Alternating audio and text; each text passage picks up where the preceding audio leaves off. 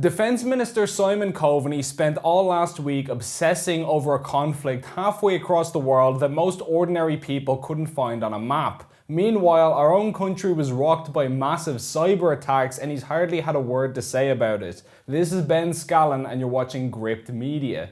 Although Coveney supposedly fills the role, you'd be forgiven for thinking that we had nobody defending the country at all. Last week, both the HSE and the Department of Health were hit with massive ransomware cyber attacks believed to be carried out by international criminals from Eastern Europe, which, quote, significantly compromised those organizations' IT systems. Now, it's hard to overstate how serious this is. Not only is the Irish state being extorted for tens of millions of euros by foreign gangsters, but thousands of hospital appointments have been cancelled into next week, and it's unclear when access to these systems will be regained. They're even saying that it could take weeks to fix. Whether or not we even pay the ransom, HSE CEO Paul Reid has said that repairing the systems will likely cost tens of millions of euros in and of itself. Additionally, the hackers have threatened to publish Irish people's stolen medical and patient info, which could lead to a surge in scams, further hacks, and even blackmail of individuals. This has had a major impact on Irish citizens. To top it all off, Communications Minister Eamon Ryan has admitted that attacks like this on the Irish state are, quote, commonplace and happen all the time apparently. This is despite the country's main cybersecurity role being unfilled for over a year due to low pay. But listen, don't even worry about it. The geniuses that are the Irish state are on the case and will no doubt have this problem sorted in no time. Now, there are lots more points that you could make about this catastrophic blunder. You could point out that in the last budget, the government allocated a pathetic 5.1 million quid to their cybersecurity centre, and before that, the budget was even less at only 1.7 million. Compare that to the 5 billion euro we spend on NGOs, many of which fit the definition of quango and seem fairly useless. You could mention that around 50,000 HSE devices last year were found to be running on Windows 7, which is such an old operating system that it's being discontinued over security concerns. You could mention that for years, people have been warning about cyber attacks as a growing threat to national security, including most recently Klaus Schwab and the World Economic Forum, aka the Great Reset people. We all know, but still pay insufficient attention to the frightening scenario of a comprehensive cyber attack, which would bring to a complete halt to the power supply, transportation, hospital services, our society as a whole. The COVID-19 crisis would be seen in this respect as a small disturbance in comparison to a major cyber attack. That was from July of last year, a little bit of foreshadowing there. Could your man sound any more like a Bond villain if he tried? But I'll let you make of that what you will. Regardless, the point is that Ireland is under attack, and when you're under attack, you kind of wish you had a defender, say a highly paid Minister for Defence, who would come to your aid in your hour of need. Unfortunately for us, however, the Minister for Defence, Simon Coveney, has been a little bit preoccupied lately, going on and on about a conflict which is literally 5,700 kilometers away in the Middle East and does not involve us in any way, shape or form. He's only begun talking about the cyber attack recently after days of radio silence. Now, since the start of the recent violence between Israel and Palestine, many people have had strong emotional reactions on both sides, which is of course perfectly fine and legitimate. It's a part of the world that people feel heavily invested in for various reasons, and we're all allowed to give our opinions on global events. There's nothing wrong with that at all.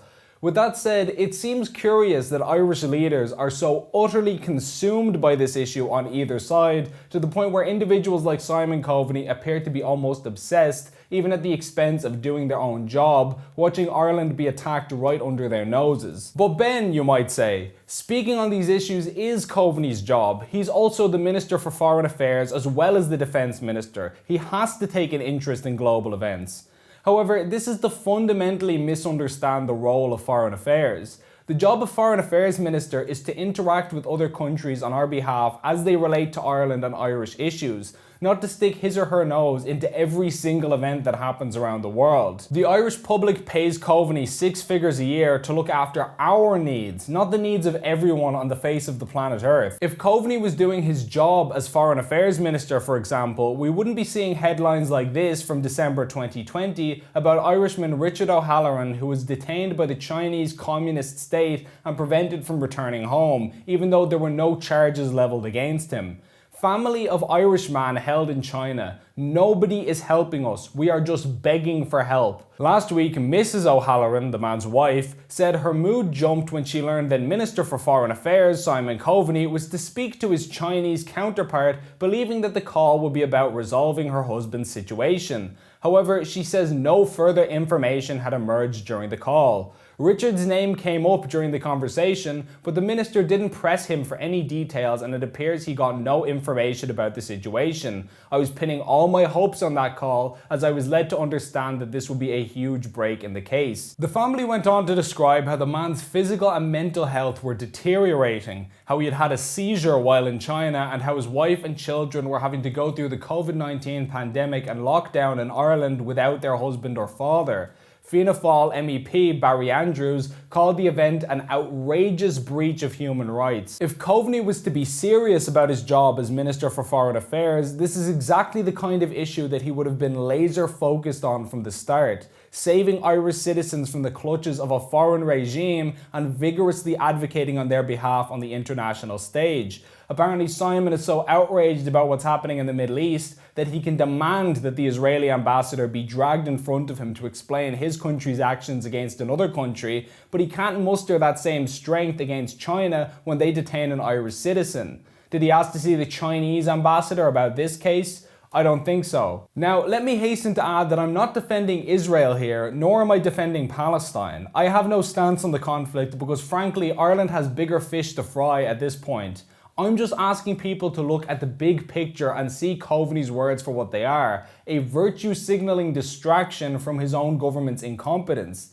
To give you an idea of this, Coveney has tweeted about the Israel-Palestine conflict at least 15 times in the past week. He tweeted about O'Halloran's case precisely 0 times. To say that he was less vocal about the latter issue would be an understatement. It's not about the size of the crisis either, or the innocence of the victims. For example, according to UNICEF, the ongoing civil conflict currently happening in Yemen is the largest humanitarian crisis in the world, with more than 24 million people, or 80% of the population, in need of serious humanitarian assistance, including over 12 million children. To date, around 130,000 people have died in that war, with children comprising 25% of the civilian losses. Coveney tweeted about that situation once in 2017 and once in 2018, and he has not mentioned it again in the past 3 years, despite millions of children still at risk. Which goes to show that these outbursts about one conflict or another seem to be calculated and carefully cherry-picked by politicians based on political expediency, not on the severity of the crisis. One wonders how much of this has to do with Ireland now having a hard-won seat on the UN Security Council, a seat which Coveney pushed aggressively for, threatening Irish neutrality and forcing us into speaking about these contentious issues and needlessly making enemies for ourselves. In fact, you'd be forgiven for thinking that Coveney was trolling the general public with some of his recent tweets. The man had the audacity to state that the right to peaceful freedom of assembly is non-negotiable in response to Israeli security services breaking up a Muslim religious gathering. Apparently, breaking up religious gatherings is unacceptable and peaceful free assembly is non-negotiable, except when it's the Gardaí doing it at the behest of Coveney's government against Catholics. Civil rights of other citizens in other countries abroad are not negotiable, but Irish people's rights in their own country is. Your man may as well be the Minister for Gaslighting.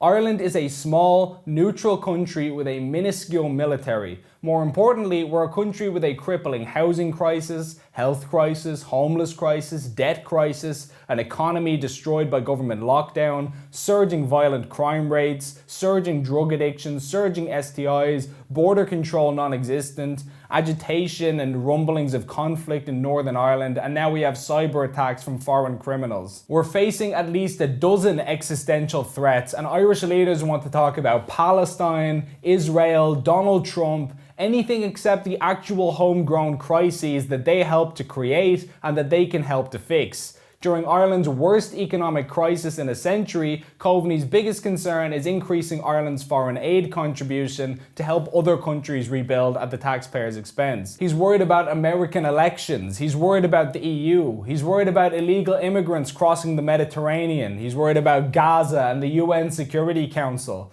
At what point will you and your party start worrying about Ireland, Minister? I've no stance on Israel versus Palestine because Ireland is up to its neck in major issues of its own, and it's unwise to stick our oar into complex battles far away that don't involve us. If leaders like Simon Coveney felt the same, maybe this country wouldn't be crumbling before our eyes. When will the people in charge learn to put Ireland first and do their actual jobs? Please like and share this video, and if you enjoyed it, please consider signing up for a monthly donation via the link on screen to help us produce more content like this. Alternative media like Gript needs all the assistance it can get, and every donation goes a long way. As always, thanks for watching.